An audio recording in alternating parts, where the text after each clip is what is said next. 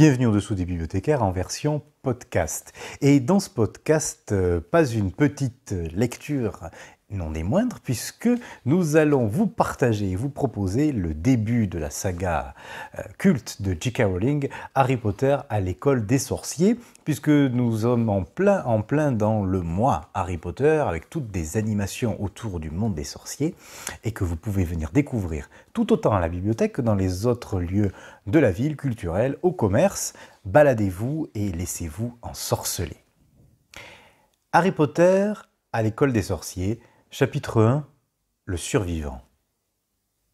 Mr. et Mrs. Dursley, qui habitaient au 4 Privet Drive, avaient toujours affirmé avec la plus grande fierté qu'ils étaient parfaitement normaux, merci pour eux.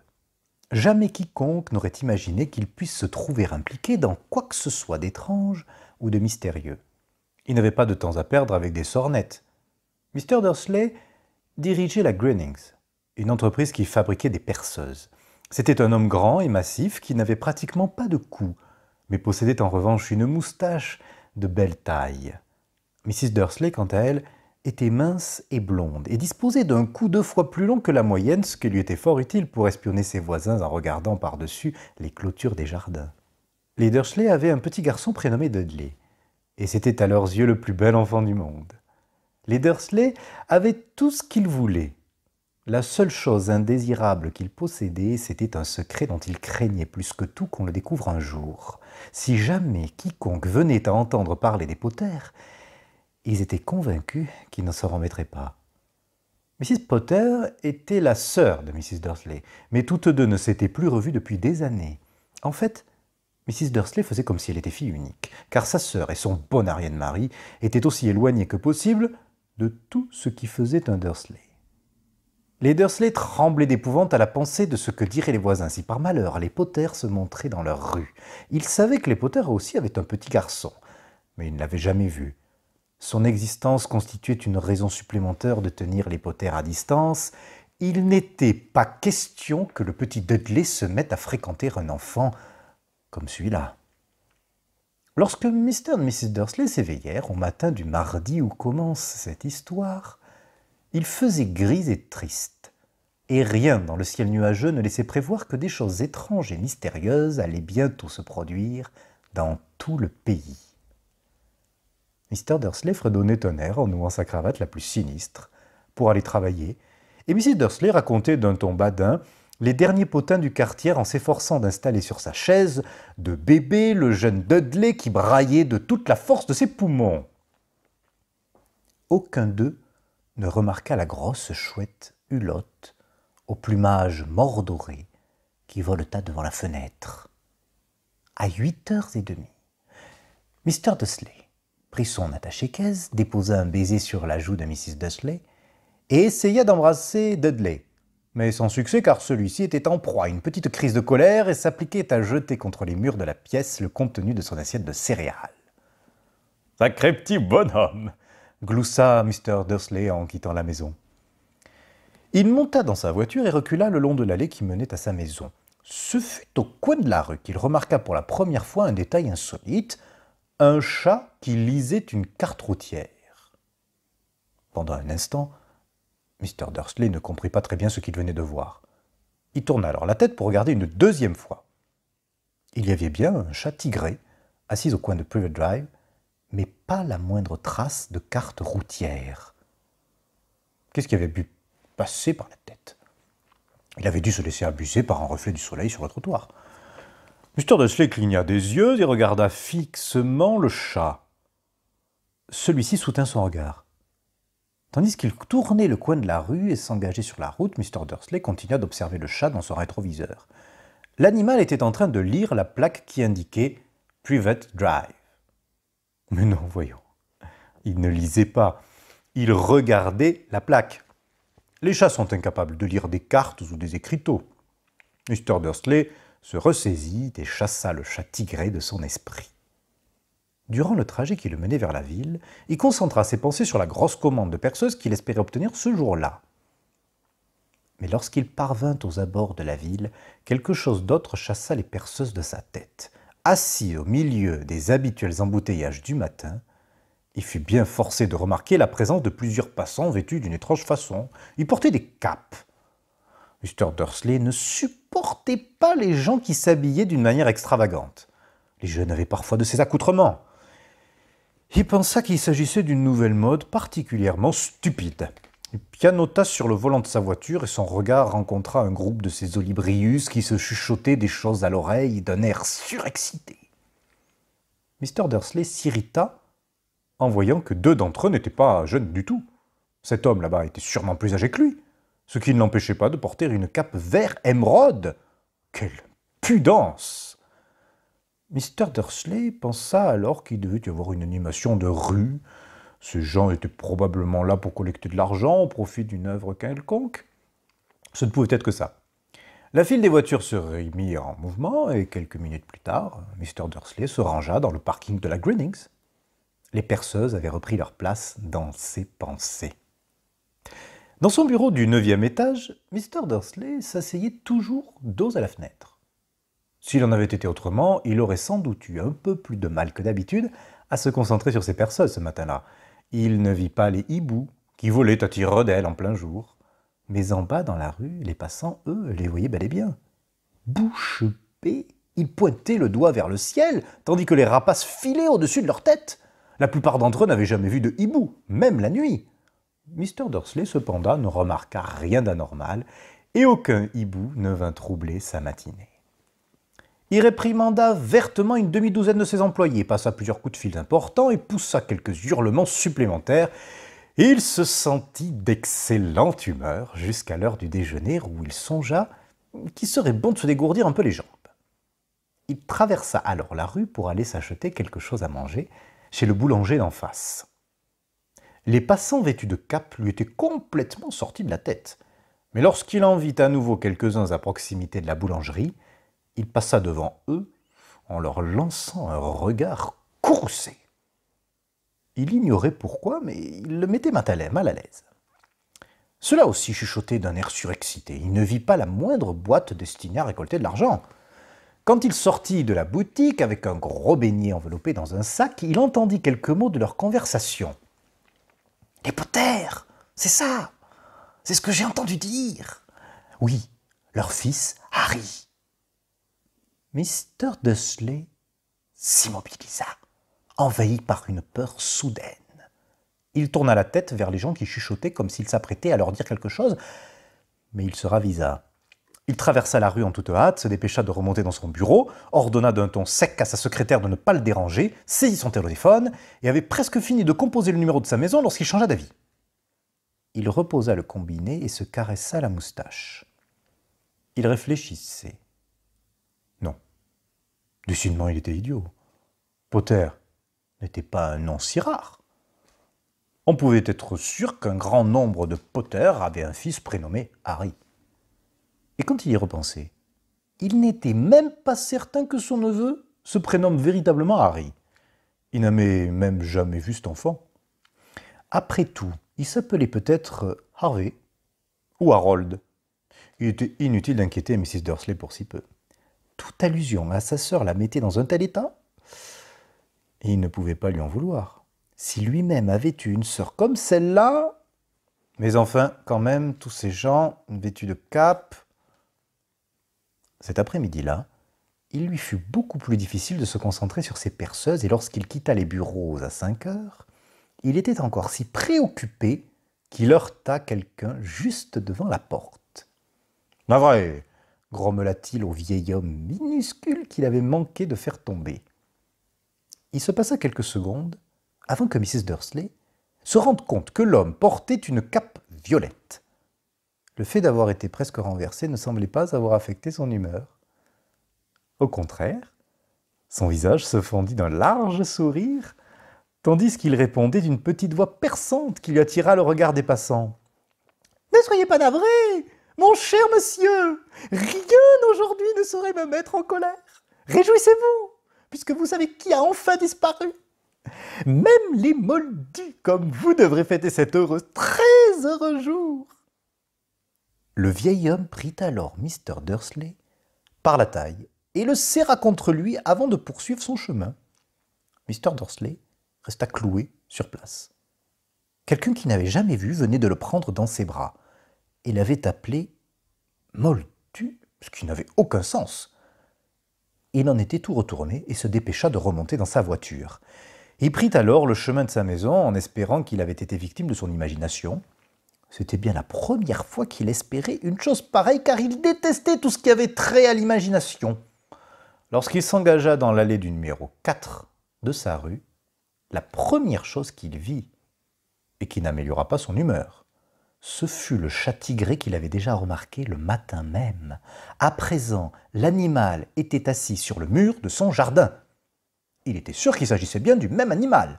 Il reconnaissait les dessins de son pelage autour des yeux. « Allez, oust !» s'exclama Mr. Dursley. Le chat ne bougea pas.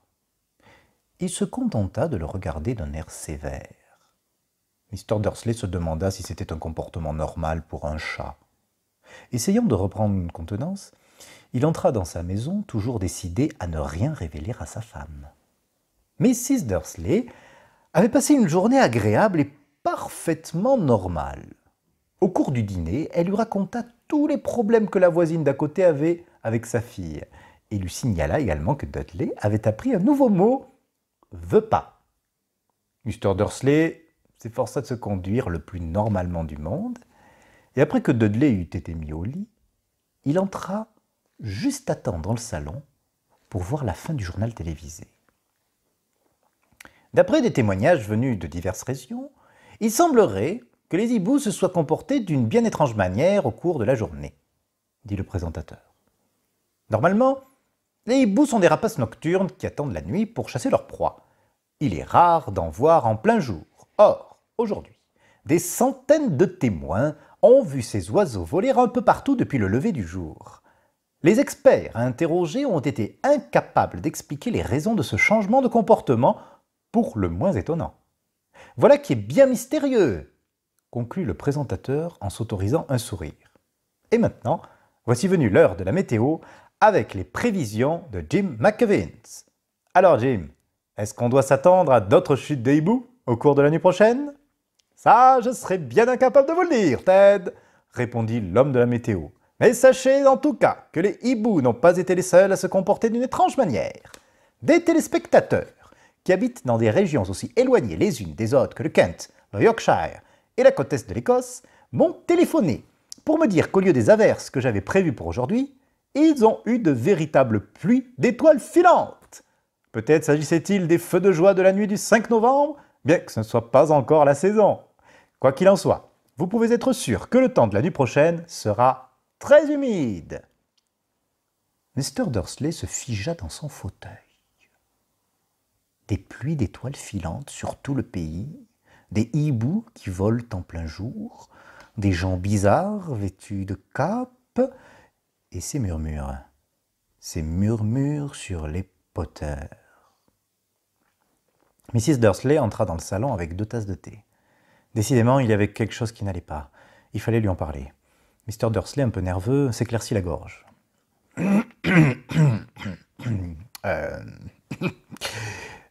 Pétunia, ma chérie, dit-il, tu n'as pas eu de nouvelles de ta sœur récemment ? Comme il s'y attendait, son épouse parut choquée et furieuse. Elle faisait toujours semblant de ne pas avoir de sœur. « Non, répondit-elle sèchement. Pourquoi ? Ils ont dit un truc bizarre à la télé, grommela Mr. Dursley.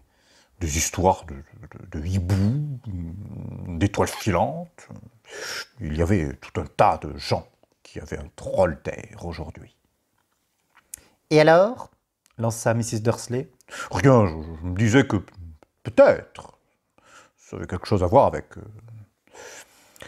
sa bande. Mrs. Dursley retroussait les lèvres en buvant son thé à petites gorgées. Son mari se demanda s'il allait oser lui raconter qu'il avait entendu prononcer le nom de Potter. Il préféra s'en abstenir. D'un air aussi détaché que possible, il dit « Leur fils, il a à peu près le même âge que Dudley, non ?»« J'imagine, » répliqua Mrs. Dursley avec raideur. « Comment s'appelle-t-il déjà ? Howard, c'est ça ? Harry, un nom très ordinaire, très désagréable, si tu veux mon avis. Ah, oui, oui, oui, oui, répondit Mr. Dursley en sentant son cœur s'arrêter. Oui, je suis d'accord avec toi. Il ne dit pas un mot de plus à ce sujet tandis qu'il montait l'escalier pour aller se coucher. Pendant que Mrs. Dursley était dans la salle de bain, Mr. Dursley se glissa vers la fenêtre de la chambre et jeta un coup d'œil dans le jardin. Le chat était toujours là. Il regardait dans la rue comme s'il attendait quelqu'un. Mr. Dursley imaginait-il des choses? Tout cela avait-il un lien avec les Potter? Si c'était le cas, s'il s'avérait qu'ils étaient parents avec des... Non, il ne pouvait jamais le supporter. Les Dursley se mirent au lit. Mrs. Dursley s'endormit très vite, mais son mari resta éveillé, retournant dans sa tête les événements de la journée. La seule pensée qui le consola, avant de sombrer enfin dans le sommeil, ce fut que même si les Potter avaient vraiment quelque chose à voir avec ce qui s'était passé, il n'y avait aucune raison pour que lui et sa femme en subissent les conséquences. Les Potter savaient parfaitement ce que Pétunia et lui pensaient des gens de leur espèce. Et il ne voyait pas comment tous deux pourraient être mêlés à ces histoires. Il bâilla et se retourna. Rien de tout cela ne pouvait les affecter. Et il avait grand tort de penser ainsi. Tandis que Mr. Dursley se laissait remporter dans un sommeil quelque peu agité, le chat sur le mur, lui, ne montrait aucun signe de somnolence. Il restait assis, immobile comme une statue, fixant de ses yeux grands ouverts le coin de Privet Drive. Il n'eut pas la moindre réaction lorsqu'une portière de voiture claqua dans sa rue voisine, ni quand 2 hiboux passèrent au-dessus de sa tête. Il était presque minuit quand il bougea enfin.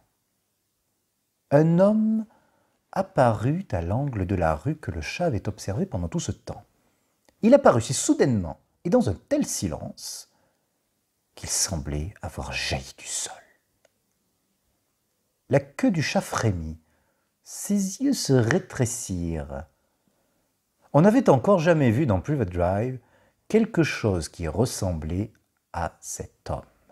Il était grand, mince et très vieux, à en juger par la couleur argentée de ses cheveux et de sa barbe, qui lui descendait jusqu'à la taille. Il était vêtu d'une longue robe, d'une cape violette, qui balayait le sol, et chaussé de bottes à hauts talons munis de boucles. Ses yeux bleus et brillants étincelaient derrière des lunettes en demi-lune, et son long nez crochu donnait l'impression d'avoir été cassé au moins 2 fois. Cet homme s'appelait Albus Dumbledore. Albus Dumbledore n'avait pas l'air de se rendre compte qu'il venait d'arriver dans une rue où tout en lui, depuis son nom jusqu'à ses bottes, ne pouvait être qu'indésirable. Il était occupé à chercher quelque chose dans sa longue cape, mais sembla s'apercevoir qu'il était observé, car il leva brusquement les yeux vers le chat qui avait toujours le regard fixé sur lui à l'autre bout de la rue. Pour une raison quelconque, la vue du chat parut l'amuser. Il eut un petit rire et marmonna « J'aurais dû m'en douter. » Il avait trouvé ce qu'il cherchait dans une poche intérieure. Apparemment, il s'agissait d'un briquet en argent. Il en releva le capuchon, le tendit au-dessus de sa tête et l'alluma. Le réverbère le plus proche s'éteignit alors avec un petit claquement. L'homme alluma à nouveau le briquet. Le réverbère suivant s'éteignit à son tour. 12 fois, il actionna ainsi l'éteignoir jusqu'à ce qu'il ne reste plus aucune lumière dans la rue, à part 2 points minuscules qui brillaient au loin. C'étaient les yeux du chat, toujours fixés sur lui. Quiconque aurait regardé par une fenêtre en cet instant, même Mrs. Dursley et ses petits yeux de fouine auraient été incapables de voir le moindre détail de ce qui se passait dans la rue. Dumbledore rangea son éteignoir dans la poche de sa cape et marcha en direction du numéro 4. Lorsqu'il y fut parvenu, il s'assit sur le muret, à côté du chat. Il ne lui accorda pas un regard, mais après un moment de silence, il lui parla. « C'est amusant de vous voir ici, professeur McGonagall, dit-il. Il tourna la tête pour adresser un sourire au chat tigré, mais celui-ci avait disparu. Dumbledore souriait à présent à une femme d'allure sévère, avec des lunettes carrées qui avaient exactement la même forme que les motifs autour des yeux du chat. Elle aussi portait une cape d'un vert émeraude. Ses cheveux étaient tirés en un chignon serré et elle avait l'air singulièrement agacée. « Comment avez-vous su que c'était moi ?» demanda-t-elle. « Mon cher professeur, je n'ai jamais vu un chat se tenir d'une manière aussi raide. » « Vous aussi, vous seriez un peu raide si vous étiez assis toute une journée sur un mur de briques, » répondit le professeur McGonagall. « Toute la journée, alors que vous auriez pu célébrer l'événement avec les autres. En venant ici, j'ai dû voir une bonne douzaine de fêtes et de banquets. » Le professeur McGonagall renifla d'un air courroucé. « Oui, je sais. Tout le monde fait la fête, » dit-elle avec agacement. On aurait pu penser qu'il serait plus prudent. Mais non, pas du tout. Même les moldus ont remarqué qu'il se passait quelque chose. Ils en ont parlé aux nouvelles. Elle montra d'un signe de tête la fenêtre du salon des Dursley, plongée dans l'obscurité. Je l'ai entendu moi-même. Ils ont signalé des vols de hiboux, des pluies d'étoiles filantes. Les moldus ne sont pas complètement idiots. Il est inévitable qu'ils s'en aperçoivent. Des étoiles filantes dans le Kent. Je parie que c'est encore un coup de Delgis Diggle. Il n'a jamais eu beaucoup de jugeote. On ne peut pas leur en vouloir, dit Dumbledore avec douceur. Nous n'avons pas eu grand-chose à célébrer depuis 11 ans. Je sais, répliqua le professeur McGonagall d'un ton sévère. Mais ce n'est pas une raison pour perdre la tête. Tous ces gens ont été d'une imprudence folle, se promener dans les rues en plein jour, à s'échanger les dernières nouvelles sans même prendre la précaution de s'habiller comme des moldus. Elle lança un regard oblique et perçant à Dumbledore, comme si elle espérait qu'il allait dire quelque chose, mais il garda le silence. « Nous serions dans de beaux draps, » reprit-elle, « si le jour où vous savez qui semble enfin avoir disparu, les moldus s'apercevaient de notre existence. J'imagine qu'il a vraiment disparu, n'est-ce pas, Dumbledore ? Il semble qu'il en soit ainsi, en effet, assura-t-il. Et nous avons tout lieu de nous en féliciter. Que diriez-vous d'un esquimau au citron ? Un quoi ? Un esquimau au citron. C'est une friandise que fabriquent les moldus. Je dois dire que c'est plutôt bon. Merci. Pas pour moi, répondit froidement le professeur McGonagall qui semblait estimer que le moment n'était pas venu de manger des glaces au citron.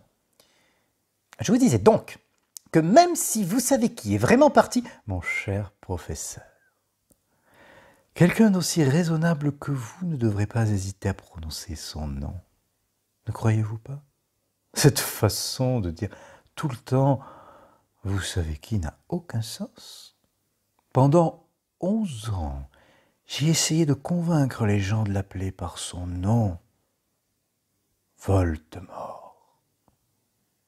Le professeur McGonagall fit une grimace, mais Dumbledore, qui avait sorti 2 esquimaux au citron, ne parut pas le remarquer.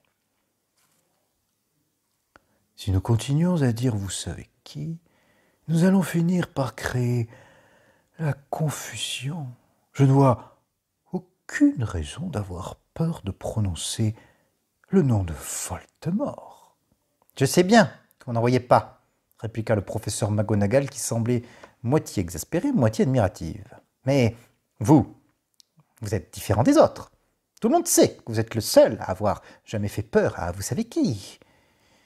Ou à Voldemort, si vous y tenez. Vous me flattez, dit Dumbledore d'une voix tranquille.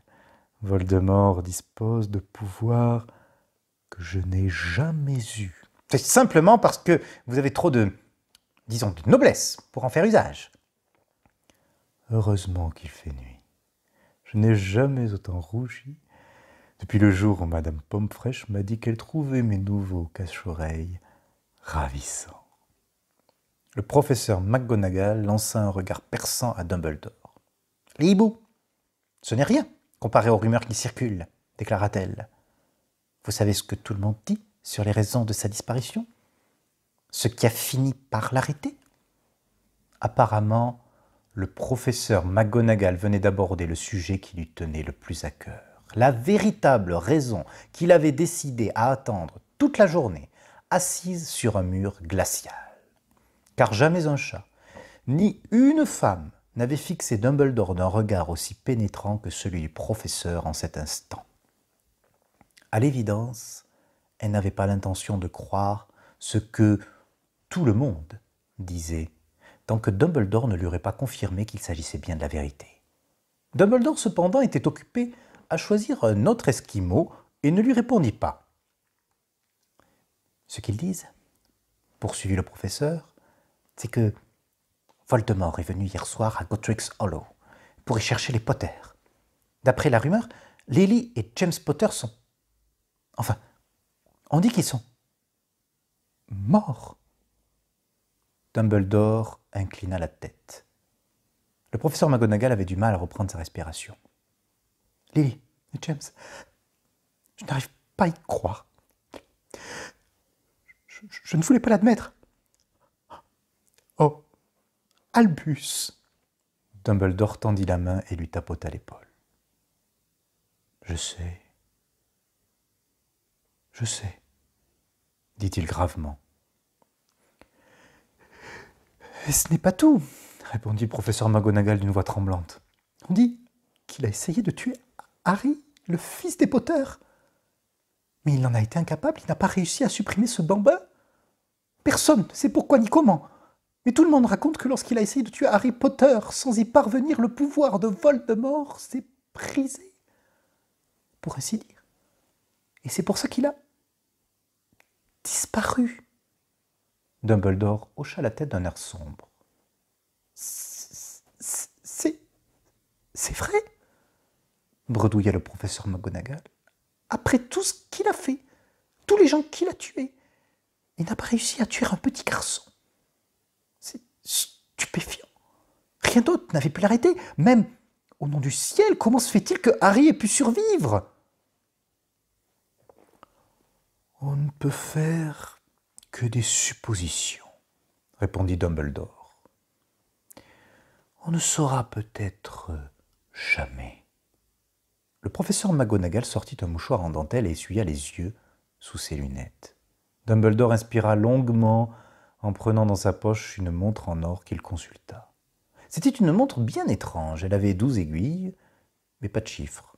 À sa place, il y avait de petites planètes qui tournaient au bord du cadran. Tout cela devait avoir un sens pour Dumbledore, car il remit la montre dans sa poche en disant « Hagrid est en retard. Au fait, j'imagine que c'est lui qui vous a dit que je serais ici ?» ?»« Oui, admit le professeur McGonagall. Et je suppose que vous n'avez pas l'intention de me dire pour quelle raison vous êtes venu dans cet endroit précis. » »« Je suis venu confier Harry à sa tante et à son oncle.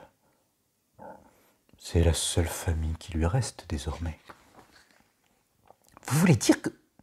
Non, ce n'est pas possible. Pas les gens qui habitent dans cette maison, s'écria le professeur McGonagall en se levant d'un bond, le doigt pointé sur le numéro 4 de la rue. Dumbledore, vous ne pouvez pas faire une chose pareille. Je les ai observés toute la journée. On ne peut pas imaginer des gens plus différents de nous. En plus, ils ont un fils. Je l'ai vu donner des coups de pied à sa mère tout au long de la rue en hurlant pour réclamer des bonbons. Harry Potter venir vivre ici? C'est le meilleur endroit pour lui, répliqua Dumbledore d'un ton ferme. Son oncle et sa tante expliqueront tout quand il sera plus grand. Je leur ai écrit une lettre. Une lettre? Répéta le professeur McGonagall d'une voix éteinte en se rasseyant sur le muret. Dumbledore, vous croyez vraiment qu'il est possible d'expliquer tout cela dans une lettre? Des gens pareils seront incapables de comprendre ce garçon. Il va devenir célèbre. Une véritable légende vivante. Je ne serais pas étonné que la date d'aujourd'hui devienne dans l'avenir la fête de Harry Potter. On écrira des livres sur lui. Tous les enfants de notre monde connaîtront son nom. C'est vrai, dit Dumbledore en la regardant d'un air très sérieux par-dessus ses lunettes en demi-lune. Il y aurait de quoi tourner la tête de n'importe quel enfant. Être célèbre, avant même d'avoir appris à marcher et à parler. Célèbre pour quelque chose dont il ne sera même pas capable de se souvenir. Ne comprenez-vous pas qu'il vaut beaucoup mieux pour lui qu'il grandisse à l'écart de tout cela jusqu'à ce qu'il soit prêt à l'assumer? Le professeur McGonagall ouvrit la bouche. Elle parut changer d'avis, avala sa salive et répondit « Oui, oui, bien sûr, vous avez raison. Mais comment cet enfant va-t-il arriver jusqu'ici, Dumbledore ?» Elle regarda soudain sa cape comme si elle pensait que Harry était peut-être caché dessous.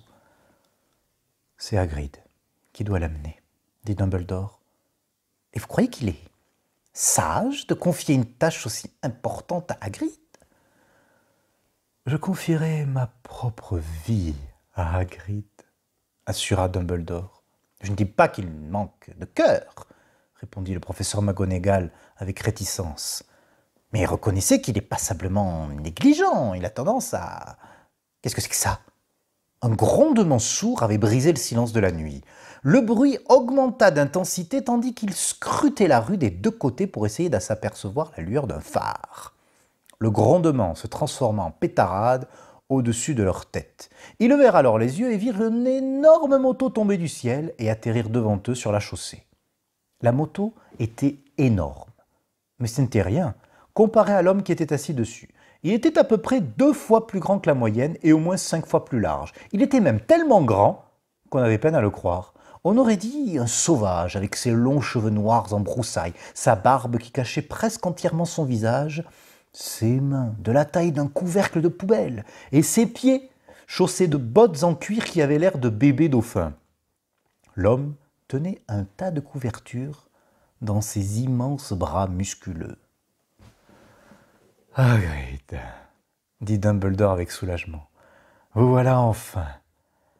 Où avez-vous déniché cette moto ?»« L'ai empruntée, professeur Dumbledore. Monsieur, » répondit le géant en descendant avec précaution de la moto. « C'est le jeune Sirius Black qui me l'a prêté. Ça y est, j'ai réussi à vous l'amener, monsieur. » Vous n'avez pas eu de problème ? Non, monsieur. La maison était presque entièrement détruite. Mais je me suis débrouillé pour le sauver de là avant que les moldus commencent à rappliquer. Il s'est endormi quand on a survolé Bristol. Dumbledore et le professeur McGonagall se penchèrent sur le tas de couvertures. À l'intérieur, à peine visible, un bébé dormait profondément. Sous une touffe de cheveux d'un noir de jais, ils distinguèrent sur son front une étrange coupure en forme d'éclair. « C'est là que... » murmura le professeur McGonagall. « Oui, » répondit Dumbledore. « Il gardera cette cicatrice à tout jamais. » Vous ne pourriez pas arranger ça, Dumbledore ? Même si je le pouvais, je ne le ferais pas. Les cicatrices sont parfois utiles. Moi-même, j'en ai une au-dessus du genou gauche qui représente le plan exact du métro de Londres. Donnez-le-moi, Hagrid. Il est temps de faire ce qu'il faut. Dumbledore prit Harry dans ses bras et se tourna vers la maison des Dursley. Est-ce que je pourrais lui dire au revoir, monsieur ? Demanda Hagrid. Il pencha sa grosse tête hirsute vers Harry et lui donna un baiser qui devait être singulièrement piquant et râpeux.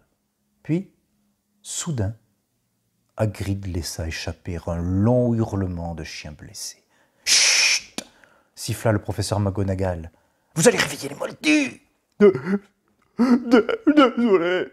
sanglota Hagrid en sortant de sa poche un grand mouchoir à pois dans lequel il enfouit son visage. « Mais je n'arrive pas à m'y faire. Lui et James qui meurent. Ce pauvre petit Harry qui va aller vivre avec les moldus. Oui, je sais, c'est très triste. Mais ressaisez-vous, Hagrid. Sinon, nous allons nous faire repérer, chuchota le professeur McGonagall en tapota doucement le bras de Hagrid, tandis que Dumbledore enjambait le mur du jardin et s'avançait vers l'entrée de la maison. Avec précaution, il déposa Harry devant la porte, sortit une lettre de sa cape, la glissa entre les couvertures, puis revint vers les deux autres. Pendant un long moment, tous trois restèrent immobiles, côte à côte, à contempler le petit tas de couvertures. Les épaules de Hagrid tremblèrent. Le professeur McGonagall battit des paupières avec frénésie, et la lueur qui brillait habituellement dans le regard de Dumbledore sembla s'éteindre. « Eh bien, voilà, dit enfin Dumbledore. Il est inutile de rester ici. Autant rejoindre les autres pour faire la fête. » « Oui, dit Hagrid d'une voix étouffée. Je ferais mieux de faire disparaître cette moto. Bonne nuit, professeur McGonagall. Bonne nuit, professeur Dumbledore. Monsieur. » Essuyant d'un revers de manche ses yeux ruisselants de larmes, Hagrid enfourcha la moto et mit le moteur en route. Dans un vrombrissement, la moto s'éleva dans les airs et disparut dans la nuit. « À bientôt, j'imagine, professeur McGonagall ?» dit Dumbledore avec un signe de tête. Pour toute réponse, le professeur McGonagall se moucha. Dumbledore fit volte-face et s'éloigna le long de la rue. Il s'arrêta au coin et reprit dans sa poche l'éteignoir d'argent. Il l'actionna une seule fois et une douzaine de boules lumineuses regagnèrent aussitôt les réverbères. Privet Drive fut soudain baigné d'une lumière orangée. Et Dumbledore distingua la silhouette d'un chat tigré qui tournait l'angle de la rue.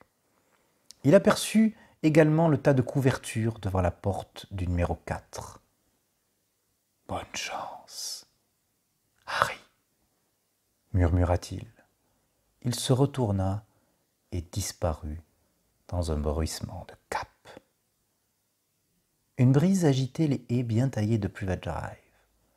La rue était propre et silencieuse sous le ciel d'encre. Jamais on n'aurait imaginé que des événements extraordinaires puissent se dérouler dans un tel endroit. Harry Potter se retourna sous ses couvertures sans se réveiller. Sa petite main se referma sur la lettre posée à côté de lui, et il continua de dormir sans savoir qu'il était un être exceptionnel, sans savoir qu'il était déjà célèbre, sans savoir non plus que dans quelques heures, il serait réveillé par le cri de Mrs. Dursley qui ouvrirait la porte pour sortir les bouteilles de lait et que pendant des semaines, il serait piqué et pincé par son cousin Dudley. Il ne savait pas davantage qu'en ce moment même, des gens s'étaient rassemblés en secret dans tout le pays et qu'ils levaient leurs verres en murmurant « À la santé de Harry Potter, le survivant !»